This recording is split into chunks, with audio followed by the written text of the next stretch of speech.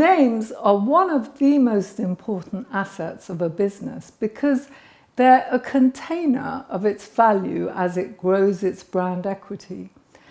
Take the time to learn more about what's involved when you're creating an identity for your business or product, because names play a central role to your business protection too. The first element of your brand identity to focus on is the name. While a logo is also an important component of your brand identity, you should separate the two steps. That's because the help you need when you're picking a name is quite different to the help you need when you're having a logo designed for your business. For example, checking that you may lay claim to a name is something a trademark lawyer who gets branding is most suited to helping with.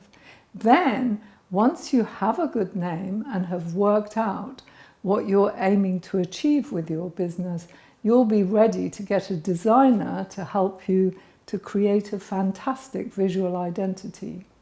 Names you pick for your business go to the very root of your identity and ability to be known for your brand promise. So choose a name with extra care and be very mindful of the legalities around them. The right to use a name does not come from domain or company registration, but from trademarks. Now, the basic principle when naming a brand is to signify something about who you are or what you do without blatantly describing it. What is your business idea and vision?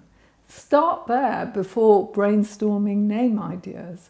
There's a great book on naming, Brand New Name, which is being released in October. I highly recommend it if you're looking for a book to guide you. This piece is designed to give some general explanations about names to those in the very early stages of a business or new product creation. You may possibly be at proof of concept stage. For startups and early stage businesses, I'd suggest going with a temporary name while you work on the final name that you will eventually use once the concept is proved. As trademark clearance and registration adds to your startup costs, save yourself the money and just hold back the real name you ultimately intend to use till the concept is proven. Now, the starting point for coming up with a good name is to be clear about your business idea. What is the business aiming to do? What does success look like? In other words, what is the business strategy for achieving success? This is big picture thinking, not a tactical plan or even a set of goals. Then think of your customers' needs. What do they really need? What would make their lives better? When Steve Jobs conceived the first iPod, for example, he appreciated that people would benefit from having an ultra-portable device that could carry someone's entire music library. Then define the problem. It helps if you can define exactly what the name needs to do or achieve. This is a challenge for a lot of businesses. Framing is therefore important. That is the mental window through which you will view the problem of naming. Being able to write a concise and compelling problem statement really helps here. Generate ideas. Now comes the fun part. Once you've defined the requirements from the naming exercise, you can begin to generate creative ideas about ways to solve it.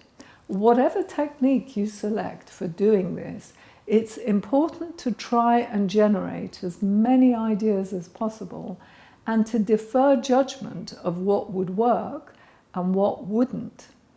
Design and test.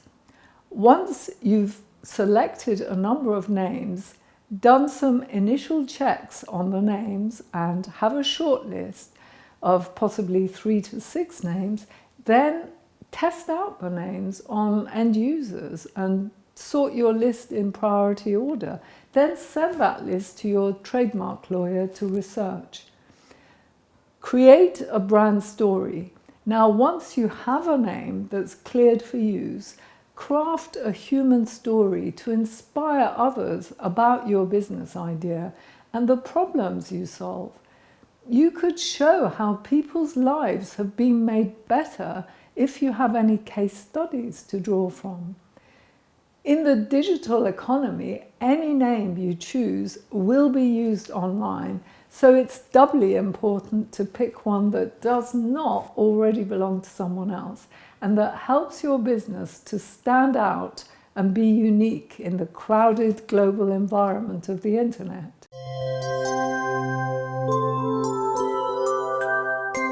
Now, descriptive words are those that say what your business does or is, rather than naming it. For example, if you were naming a dog and called it dog, that's not a name, it's a description. On the other hand, Jasper or Charlie are names. That's at its most simplistic. There's a place for descriptive names, and in my view, that's when you're simply testing the concept in the market. What you don't want to do is to test the market with a name that could infringe on someone's rights, or use a name that you love and have painstakingly identified.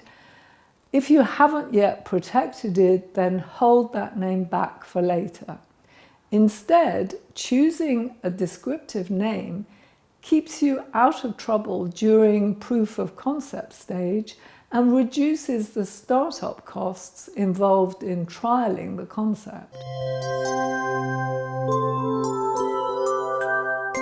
So how do you choose a non-descriptive good name for your business once you're ready to use and protect your desired name? Well, apart from proper names like Dell, Disney, and so on, there are names that are suggestive, such as Toys R Us, without being blatantly descriptive, and those are excellent and desirable business names. It's just not easy to come up with good names. Invented names like Google are excellent choices, as are names like Amazon or Apple, which don't describe the business but perhaps communicate something about the aspirations of the business or what it stands for.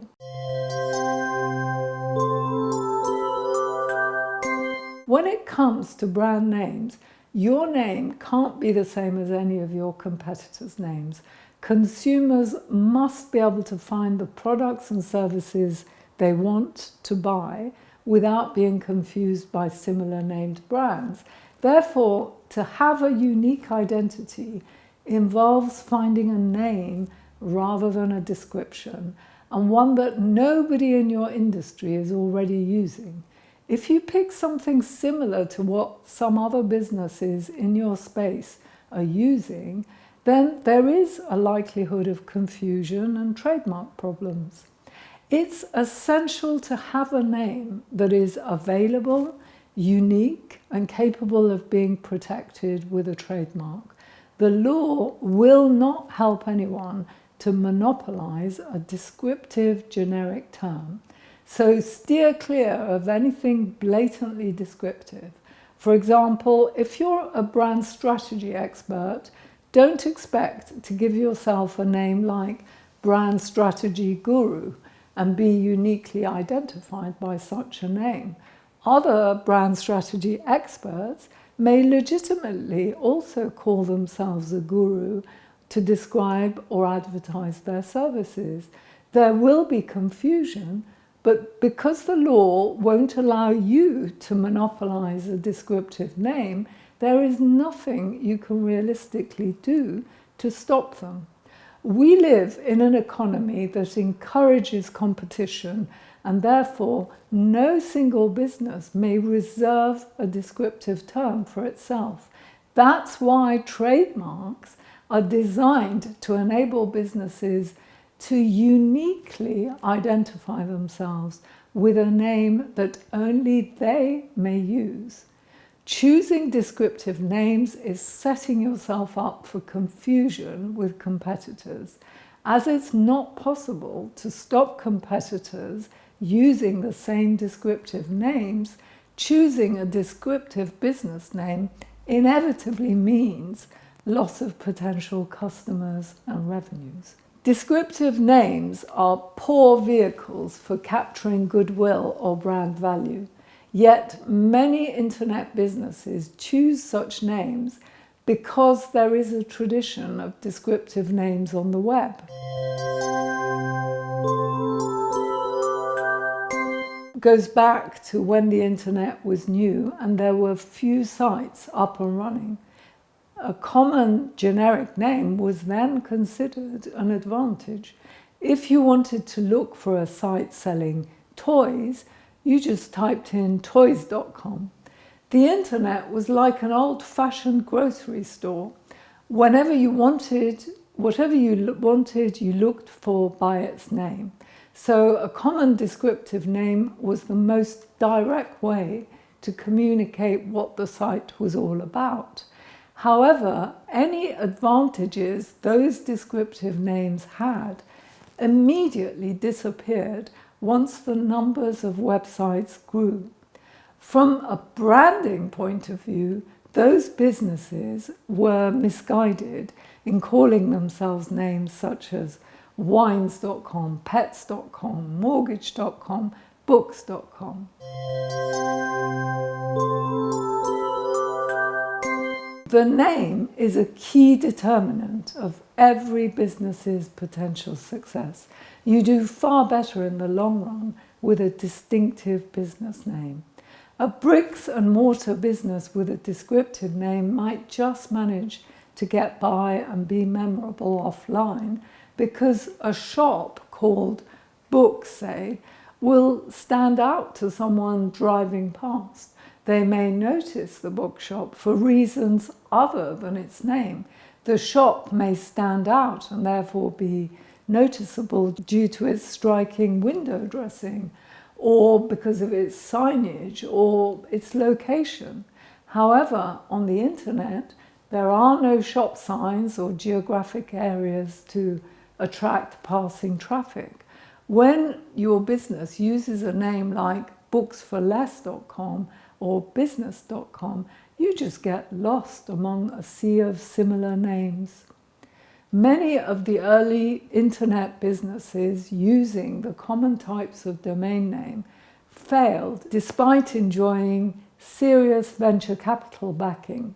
They secured millions in funding, and yet they've mostly faded into oblivion. This isn't surprising to anyone who understands the need for distinctive names to build brand equity and stand out. All those businesses left behind are valuable domain names that may have changed hands several times by now and are principally valuable for search purposes. For example, books.com redirects to Noble and Barnes, bringing extra traffic to that site. Don't confuse search engine visibility with business naming. You can get visibility in the search engines without needing to use a descriptive name.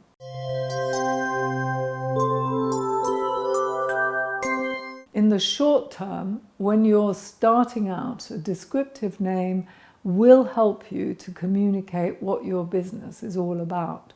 For example, if you're called Books for Less, people will immediately know something about your aims. So such terms are great for a temporary period while you're testing your proof of concept, but change to a proper brand name as soon as you know that the business is viable.